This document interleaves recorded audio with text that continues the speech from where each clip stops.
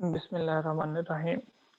तो स्टूडेंट्स, हमने last time अपनी जो लेक्सिकल एनालाइजर जनरेटर वाला जो पोर्शन था उसको हमने वाइंड अप किया था। उसमें जितने जो स्टेप्स थे हमने वो सारे करके देख लिए। हमने एनएफए क्या होता है, डीएफए क्या होता है, इन सबको देखा था। फिर हमने उनको सिमुलेट करके भी देख लिया, मिनिमाइज करके भी देख लिया।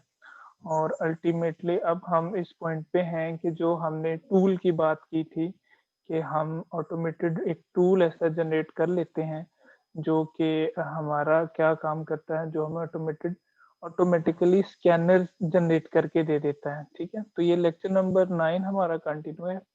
पार्ट 1 हम इसका प्रीवियसली कर चुके हैं, आज इसका पार्ट 2 हमने स्टार्ट करना है हमारे लेक्चर 9 का। और इसमें ये जो ऑप्टिमाइजर की वर्किंग है, इसका जो मैकेनिज्म है वो हम देख चुके हैं ऑलरेडी। ठीक है, तो इसमें अब हम बात कर लेते हैं आज के ये ऑटोमेटिक टूल क्या होते हैं, जिनको हम शुरू से लेके हम बात कर रहे थे कि हम वो टूल जनरेट करेंगे जो हमारे लिए टोकन स्ट्रीम्स जो है वो ऑटोमेटिकली जनरेट कर देंगे।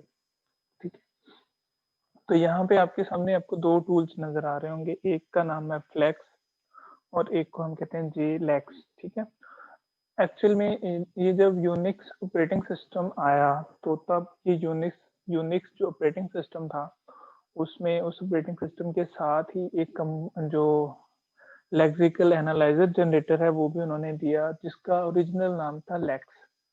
इसको ओरिजिनली लेक्स कहा गया, लेकिन बाद में इसमें टाइम टू टाइम जो है वो मॉडिफिकेशन, इसमें अपग्रेडेशन होती रही। ये जो लेक्स था, जो टूल यूज होता था फॉर स्कैनर जनरेशन या लेक्सिकल एनालाइजर जनरेट करने के लिए, इसमें मल्टीपल जो अपडेशंस के बाद अब जो इसका नेम है वो है फ्लेक्स, यानी फास्ट लेक्सर या लेक्सर लेक्सर जनरेटर भी आप कह सकते हैं इसको। ठीक है, ये फ्लेक्स क्या करता है, ये टूल है, ये क्या करता है, generates lexical analyzer in C or C plus plus.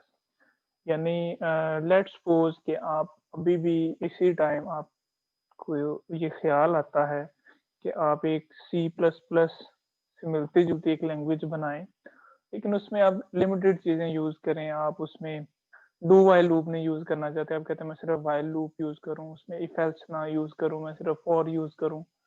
इस तरह की कुछ मॉडिफिकेशंस के साथ अगर आप चाहें कि आप अपनी लैंग्वेज जनरेट कर लें, तो उसके लिए आप स्कैनर बनाना चाहें तो आप ये वाला जो फ्लेक्स टूल है इसको यूज़ करते हुए अपना जो स्कैनर है या लेक्सिकल एनालाइजर है वो जनरेट कर सकते हैं। ठीक है, ये जनरेट्स लेक्सिकल एनालाइजर इन सी और सी प्लस प्लस। इसका दूसरा वर्जन जो जे लेक्स के नाम से है, ये रिटन इन जावा और जनरेट्स लेक्सिकल एनालाइजर इन जावा, ये जावा के लिए है। ठीक है, तो इस टूल की वर्किंग को आज हमने देखना है कि ये वर्क कैसे करता है। इसमें जो मैकेनिज्म है, जो मैकेनिज्म हम अभी पढ़ के आए थे प्रीवियसली, जो एक्सेप्टर का मैकेनिज्म पढ़ा था, ये मैकेनिज्म वही यूज करता है, वही एनएफए टू डीएफए और डीएफए को सिमुलेट करके ये काम करता है आगे। ठीक है, तो फिर हमने लास्ट पे ये बात की थी कि जो एनालाइजर है, जो हम लेक्सिकल एनालाइजर जनरेट करते हैं, वो वही मैकेनिज्म यूज करता है, लेकिन हमें जरूरत किस बात की, we only need to specify regular expressions for tokens और रूल प्रायोरिटी फॉर मल्टीपल जो हमारे टोकन है उनके लिए। तो वो हमारा जो है लेक्सिकल जनरेटर जो है वो एक टूल जो हमारा लेक्सिकल जनरेटर बना के हमें दे देता है। ठीक है, तो इसमें जो हमारा अगर हम बात करें कि फ्लेक्स को यूज करते हुए हम एक स्कैनर बनाना चाहें तो हमें किन चीज़ों की ज़रूरत पड़ेगी, उनकी बात कर लेते हैं। तो सबसे पहले हमें एक स्पेसिफिकेशन फाइल प्रोवाइड करेंगे हम इस टूल को। ठीक है, हम उस स्पेसिफिकेशन फाइल में अपनी लैंग्वेज की डेफिनेशंस यानी अपनी लैंग्वेज को डिफाइन करते हैं कि आप अपनी इस लैंग्वेज में कौन से कीवर्ड्स यूज करेंगे, आपकी जो है वो अ, और फर्दर जो प्रोसीजर्स हैं वो कैसे आप डिफाइन करेंगे, वो एक स्पेसिफिकेशन फाइल आप जनरेट करेंगे। और उस फाइल की जो एक्सटेंशन है उसकी डॉट एल एक्सटेंशन रख के उसको सेव करेंगे, और वो फाइल एज अ इनपुट हम फ्लेक्स को दे देंगे। तो वो क्या करेगा, हमें वो सी प्लस प्लस कोड में एक स्कैनर जनरेट करके दे देगा। ठीक है, अच्छा, इसमें हम फ्लेक्स को एक स्पेसिफिकेशन फाइल देते हैं, ठीक है। Flex read this file and produce C और C plus plus output file contains the scanner, ठीक है। और वो जो फाइल हमने उसको स्पेसिफिकेशन फाइल देनी है, वो 3 सेक्शन पे जो है वो कंसिस्ट कर रही होती है। वो तीनों सेक्शंस को हम वन बाय वन देख लेते हैं और अल्टीमेटली हम इसको प्रैक्टिकली एक फाइल जो है वो मैं आपको शो भी करवा दूँगा कि ये फाइल जो है हम उसको एज़ अ फ्लेक्स को देते हैं, तो स्पेसिफिकेशन फाइल के तौर पर वो हमें इसका एक स्कैनर जनरेट करके एज़ अ रिज़ल्ट दे देता है, ठीक है। तो इस स्पेसिफिकेशन जो फाइल है फ्लेक्स की, इसके 3 मॉड्यूल्स हैं। पहला मॉड्यूल है सी और C plus plus and flex definition. अच्छा, इसमें आपने एक जो है आप जब भी सी प्लस प्लस का कोड लिखें, तो आपने अक्सर देखा होगा कि आप उसमें कुछ फाइल्स इंक्लूड करवाते हैं। Hash include iostream dot H इस तरह की या कोई और दूसरी जो फाइल्स हैं, इस तरह से आप इंक्लूड करवाते हैं, ठीक है। तो जो पहला फ्लेक्स का पोर्शन है, उसमें इसी तरह से जैसे वहाँ पे हम होती है, वो असल में डेफिनेशंस फाइल होती हैं कि आप उसमें डिफाइन करते हैं डिफरेंट लेट्स सपोज अगर आप उसमें कुछ एब्रिविएशन यूज़ कर रहे हैं अपने कोड में या कुछ इस तरह की और ऐसी चीज़ें हैं, तो उनको आप अलग से एक फाइल में डिफाइन करते हैं, वो फाइल आप सेव करवा कर उसको इंक्लूड करवा देते हैं। इसी तरह ये फ्लेक्स भी ये फैसिलिटी देता है कि अगर आपने कुछ ऐसी डेफिनेशंस या ऐसे कुछ एब्रिविएशन यूज़ करनी है अपनी जो आपकी स्पेसिफिकेशन फाइल है, तो उसमें फिर इसके जो पहला पोर्शन है इस फाइल का, उसमें ही आप इंक्लूड करवा देते हैं। उसके लिए जो वो कुछ डेफिनेशंस भी हो सकती हैं या फिर कुछ सी और सी प्लस प्लस का कोड भी हो सकता है। ये हम फ्लेक्स की स्पेसिफिकेशन फाइल की बात कर रहे हैं। उसके बाद हम डबल परसेंटेज साइन यूज करते हैं और इस साइन का मतलब ये होता है कि जो इसकी पहले वाला मॉड्यूल है इस डेफिनेशन फाइल का, वो कंप्लीट हो गया है यहाँ तक और यहाँ से आगे दूसरा मॉड्यूल इसका स्टार्ट हो जाता है। और यहाँ पे फिर हम टोकन डेफिनेशंस और फिर उनके अगेंस्ट जो एक्शन होने हैं, वो वाला पोर्शन आता है। टोकन डेफिनेशन से मतलब ये है कि आप इसमें रेगुलर एक्सप्रेशंस वगैरह जो आपकी यूज़ होनी है उस लैंग्वेज के लिए, वो रेगुलर एक्सप्रेशंस वगैरह सारी डिफाइन करते हैं और उसकी एक लिस्ट दे देते हैं। और थर्ड पे अगेन अगर आप कोई जो है वो कोई एडिशनल कोड उसमें ऐड करना चाहें, ये ऑप्शनल होती है, ये थर्ड जो इसमें मॉड्यूल है इसका। कोई एडिशनल कोड को ऐड करना चाहें यूजर कोड, तो आप ये थर्ड मॉड्यूल में ऐड कर सकते हैं। यानी उसके बाद आप परसेंटेज साइन लगाएंगे डबल, तो इसका मतलब है कि आपका थर्ड मॉड्यूल स्टार्ट हो गया। अगर आप इसको ना भी ऐड करना चाहें, नो इशू। लेकिन ये इसका जो पहले वाला जो पोर्शन है मॉड्यूल का, ये भी कंपल्सरी नहीं है, थर्ड भी कंपल्सरी नहीं है। लेकिन ये जो इसका सेकंड पोर्शन है ना, ये कंपल्सरी है क्योंकि इसमें हम टोकन डेफिनेशन हमने देनी है। अगर टोकन डेफिनेशन ही नहीं होगी, तो हमारा जो टूल है फ्लेक्स है, वो किस तरह से हमें एक स्कैनर के लिए कोड लिख के देगा कि ये स्कैनर के लिए कोड है, इसको आप यूज कर लें। तो ये वाला जो इसका मॉड्यूल है, ये कंपल्सरी है, जो सेकंड मॉड्यूल है, ठीक है। अब ये जो तीनों मॉड्यूल मैंने आपको बताए हैं 1, 2 और 3, इनको वन बाय वन हम एक एग्जांपल के साथ देख भी लेते हैं कि ये किस तरह से हम इसको स्पेसिफिकेशन फाइल जनरेट करते हैं इससे रिलेटेड। ठीक हो गया। अच्छा, यहाँ पे आपके पास ये जो आपको नज़र आ रहा है, ये एक स्पेसिफिकेशन फाइल है और उस फाइल में हमने जो 3 उसके पोर्शन हैं उनको इंक्लूड किया हुआ है, ठीक है? और आप देख सकते हैं lex.l इसकी एक्सटेंशन है, तो इसका मतलब है कि ये फ्लेक्स के लिए हमने बनाई है, उसको हम एज़ अ इनपुट फाइल देंगे, ठीक है? अच्छा, यहाँ पे आपको 2 परसेंटेज साइन नज़र आ रहे हैं, तो इसका मतलब है इतना पोर्शन जो है इसका, ये हम इसमें डिफरेंट तरह की जो डेफिनेशंस हैं उनको ऐड कर सकते हैं या फिर और हमारी कोई नोटेशंस वगैरह हैं वो ऐड कर सकते हैं, ठीक है। तो पहले यहाँ पे आप देखें कि हमने एक hash include token definitions dot H के नाम से एक फाइल इंक्लूड की है और इसको फिर हमने यानी इस फाइल में हमने डिफरेंट चीज़ों को डिफाइन किया हुआ है और वो फाइल पूरी डेफिनेशन यहाँ पे ऐड करने के अलावा हमने क्या किया, इस फाइल को ही यहाँ पे ऐड कर दिया। एट द एंड जब ये एंड होगा, तो मैं ये token definition dot H file भी आपको ओपन करके दिखा दूंगा, ठीक है।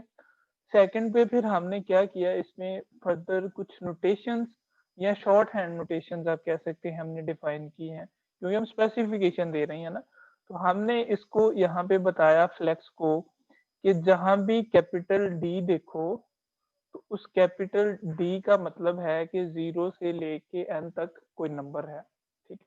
उसने इसको कंसीडर करना है कि जहां पे डी होगा वहां पे उसने 0 से लेके एन 9 तक कोई नंबर हो सकता है, ठीक है। जहां पे भी वो एल देखे, लेटर एल, तो लेटर एल का मतलब है कि यहाँ पे जो है वो स्मॉल अल्फाबेट्स हो सकते हैं ए टू जी और कैपिटल अल्फाबेट्स हो सकते हैं, ठीक है। अब नेक्स्ट देखिएगा कि हमने इन दोनों को यूज करते हुए शॉर्ट हैंड को हमने एक बिगर तरह से एक बड़ी रेगुलर एक्सप्रेशन यहाँ पे डिफाइन कर दी है। वो कैसे, हमने कहा कि जहां पे भी आईडी देखो तो उसका मतलब है कि उसमें ये एल इंक्लूड होगा, यानी ये एल शॉर्ट हैंड की जितनी डेफिनेशन है वो इंक्लूड होगी, और उसके बाद फर्दर क्या होगा, यहाँ पे अगेन ये जो एल है इसमें से कुछ हो सकता है, या फिर ये जो हमने डी को डिफाइन किया यानी इंटीजर, इसमें से कोई वैल्यू हो सकती है, और फिर हमने उसका स्टैरिक ले लिया। स्टैरिक का मतलब आपको पता है, ये डिफाइन करने की जरूरत नहीं है। तो ये हमने एक रेगुलर एक्सप्रेशन कंप्लीट यहाँ पे डिफाइन कर दी, ठीक है।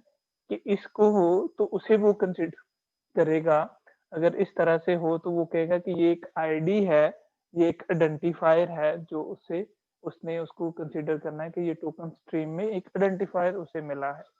यहाँ तक इसका जो दूसरा मॉड्यूल है वो क्लियर हो, वो कंप्लीट हो जाता है। सॉरी, पहला जो इसका मॉड्यूल था स्पेसिफिकेशन फाइल का वो कंप्लीट हो गया।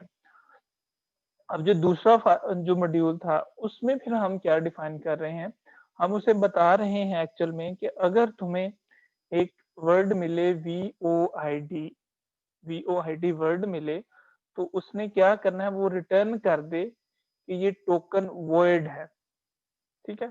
अब वॉइड की जो टोकन है इसकी एक अलग से एक डेफिनेशन है, हम अभी फर्दर इस पे मैं नहीं जा रहा कि वॉइड की डेफिनेशन पे नहीं जा रहा, मैं जैसे अभी हम उसको बता रहे हैं, एक एग्जांपल फाइल दे रहे हैं कि उसने काम कैसे करना है। कि अगर उसे वॉइड मिले तो हम उसे कहते हैं कि रिटर्न कर दो टोकन वॉइड का। अगर उसे आई एन टी इंट मिले, क्योंकि हम टोकन जनरेशन की बात कर रहे हैं ना, तो हम टोकन्स को डिफाइन कर रहे हैं यहाँ पे। अगर हमें आई एन टी इंट मिले तो रिटर्न कर दो टोकन इंट, अगर इफ मिले तो रिटर्न कर दो टोकन इफ, ठीक है। ये इसका हो गया। उसके बाद फर्दर हम जो है अगर नेक्स्ट बात करें इसकी,